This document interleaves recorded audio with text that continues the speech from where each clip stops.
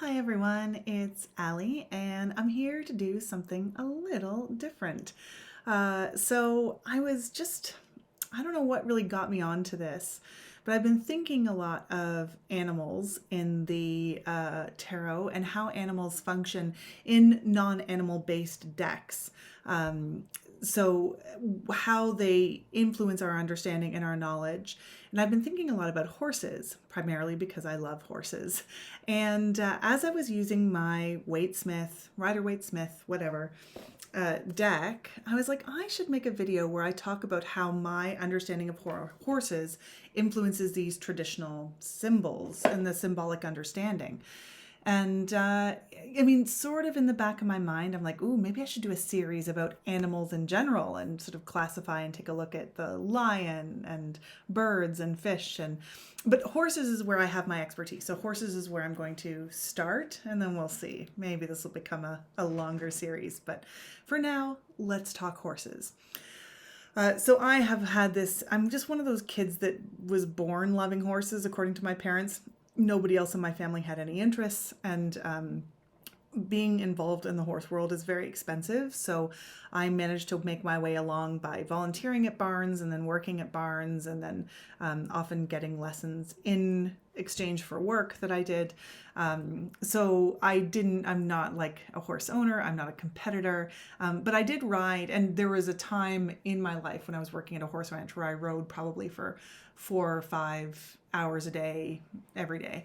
I have been around them a lot. And although maybe I'm not going to get into that. I'm not sure if I'm going to ride anymore. I'm just not sure of the ethics of it all if you don't own your own horse and can't build that kind of relationship. But I will say that I would love to just be around them all the time. I just like stroke their noses and brush them, and I don't need to ride. I just love them as animals. So that's my background. That's what I'm coming with. So any card that's got a horse on it, I'm going to immediately be like, ooh, I love that card. That's just how I roll. But then I was like, well, how else does this influence my understanding? So I pulled out all of the cards in the traditional Waite Smith, which I've just been so into these days. And I'm just going to talk about my thoughts and how the horse functions in that card, and maybe that can help your understanding. And if this is helpful to you, that's awesome. If it's not, I totally get it. If you have a different understanding or different feelings about horses, then it's all awesome. It's awesome. It's a Friday, right? It's a great day. So when you look through the minor arcana, there is one horse. Just the one. And it is the Six of Wands. So I find this really interesting and helps me interpret the Six of Wands card. So the traditional interpretation is that you've achieved some milestone, you're having some success, you're riding back into town with your laurel wreath of victory. But of course, it's only six. If we're going to look at sort of the numerology from 1 to 10, you haven't achieved completion. So this is a super valuable step along the way, but it's not the end of that particular journey. And as I look at this card more closely, I notice, so we've got the figure riding. You could argue that this is the most adorned horse in the deck.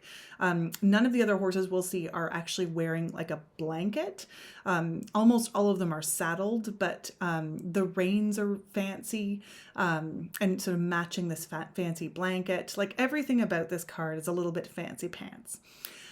And the rider is the person in the center of the card is the only one riding. And I think there's sort of a message to me in this card anyway, that to remember that, like, celebrate this victory. You earned it. You deserve it. And accept the accolades of others. But know that you're not quite finished. And that at some point you're going to have to get off your high horse and do the rest of the work. And partly what also informs me in this is when I look at the people in the background. Can you see there? There are 3 people featured, and if I try to point, it's going to put a shadow on the card. So I'll just try to describe. So we have one person obscured by the horse. It appears between the held wand and the horse's neck. And it looks like that person is facing in the direction the rider is facing, right? We don't get any sort of facial expression. There are two more people behind the rider. One of them is also not looking at the rider, and one is looking at the rider but looks none too happy about it. Right? And this to me is a message about ego, right? Like, take this victory, but don't forget where you came from. Don't forget your roots. And at some point, get off your horse and get back down to the level where everyone else is and continue to work, or you won't see the fruition of what it is you're working towards, that passionate wand fire energy. If you stop at this moment, then you're not reaching your full potential. And so the horse is stately and walking forwards, but I also do notice that the horse has sort of got his head turned, looking almost back at the rider, and the rider's looking in a different direction, as if the horse is almost even saying, "We done? Maybe you should get on down and just keep on this journey. You can get back up there once you achieve your next victory, but maybe you should just get back to work."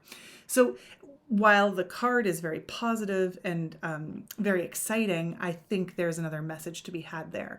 One just aside that I'd like to make is that this horse has no mane. Why? I don't get it.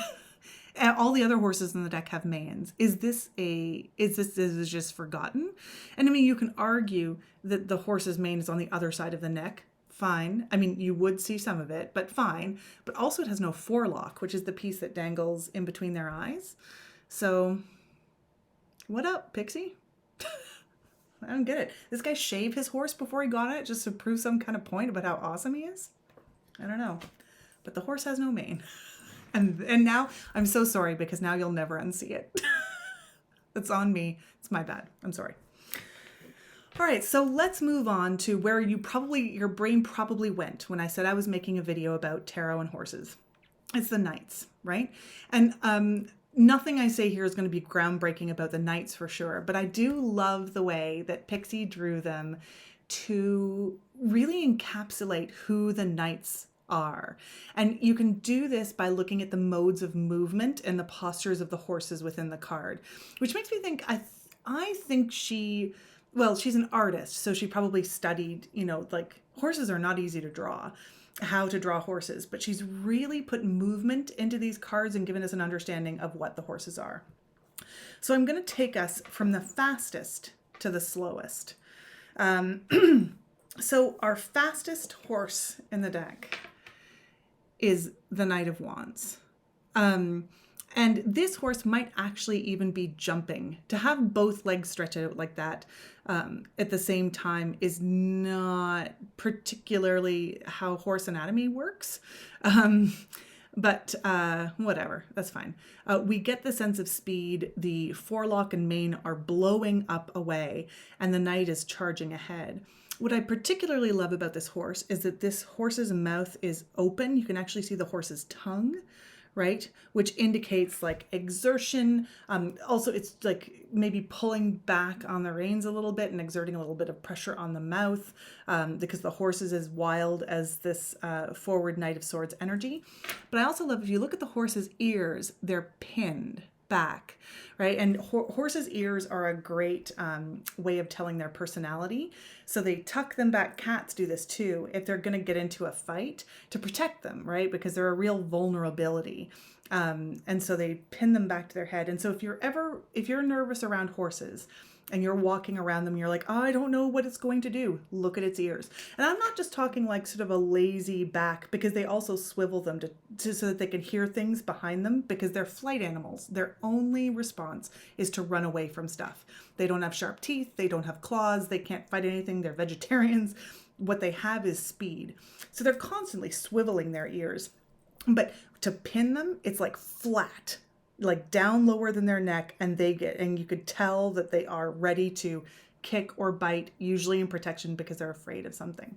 So that's how you can be around horses and know what they're thinking. And its ears are getting pretty flat back there. So speed, forward movement, charging into something, ready for anything, ready for conflict. Now, the Knight of Wands looks like it's about to spring off and move quickly, maybe also into a jump, maybe just a fancy pants impressive rear. Like when you think of a cliche you might see in a movie of a hero getting ready to go into battle, the horse will rear first and then off he'll go in. Like, horses don't just rear for no reason. But I love it. I love that cliche and that trope. So it's a little bit more dramatic, right? A little bit more passionate and fiery and seductive to have the horse sort of with its chin tucked and rearing up and ready to spring into action. But it's not that same fast forward movement like the Knight of Wands. So showy, passionate, that kind of thing, I think is really mimicked in the body posture of the horse here. And also, I should say too, I find the colors very evocative, right? We have a gray horse. In horse world, for some reason, every horse that is white or gray is called gray. Like, it can be the purest white, it's still technically a gray horse. Everybody in their own little world makes little rules that make no sense. Anyway, so like mimics the sword to me. And here we have a chestnut colored horse. So brown mane, brown tail, brown body, and therefore it mimics sort of that fiery sort of red, that red idea. All right, then we slow it down a little more to the Knight of Cups, right? And the Knight of Cups, so this horse is definitely walking. It's you can see that its two legs are raised, but because a walk has a 4 beat, so if it were a trot, a little bit faster, then both legs would be raised to the same height. But here it's walking forwards, the way it's holding its head and the shape of the head. We can talk about the shape of the head more when we get more to the Knight of Pentacles, but it's like a very like Arabian, classy sort of holding of the head and high lift of the leg, which is like super, again, showy but understated. Like that knight is coming for you, but it's all romantic and beautiful, like you'd see on the cover of a romance novel, right? With that emotional idea, not going to rush into anything, but be that sort of emotional sort of support an idea for you. This is the type of thing that would just have a romantic soundtrack playing behind it. And again, walking, but walking at a good clip with good high lifts of the foot to just show you he's coming. And look at me. There's a little bit of that here. So I do love that for the Knight of Cups. And then finally, I won't spend a ton of time on this because I've talked about this a bunch of times before, but standing still and surveying the hard work of a plowed field is the Knight of Pentacles. And the Knight of Pentacles, the horse is wearing a harness that evokes a plow. Not all of it, like there's no yoke across the front, but this tack across the horse's back. We don't know in the Knight of Swords if the horse has that because we don't see the back end of the horse, but it's not there and it's not there. And it is evocative of a draft horse, right? A horse that pulls and works for a living and like works in the earth. And the horse is also, if you look at the construction, it's just so much heavier and less delicate. If you look at the head and even just the way the mane is, than the horse the Knight of Cups is riding. So again, that earthy, solid, dependable, sure-footed, like work. When I think of, if we want a literary reference, it's going to kill you, but I always think of Boxer from Animal Farm by George Orwell. I will work harder. That's the idea we get. And again, the horse here is at a standstill, but it's clear there's been a lot of work during the day. Look at the furrows in the field. So just sort of appreciating the earth and what's of the earth. And it's a black horse. So we have that sort of, again, earthy sort of feel to it as well. So those are our knights and their horses. And there are only 2 cards left in the Waite Smith deck that have horses. And I think the horses are interesting on them, but I think they're more interesting when they're considered as a pair. So the first is the Death card, who has a horse with red eyes. I don't know if you can see that here. And Death is riding it. Interestingly, the horse here is also walking. It's not in a hurry, but it's making consistent forward progress.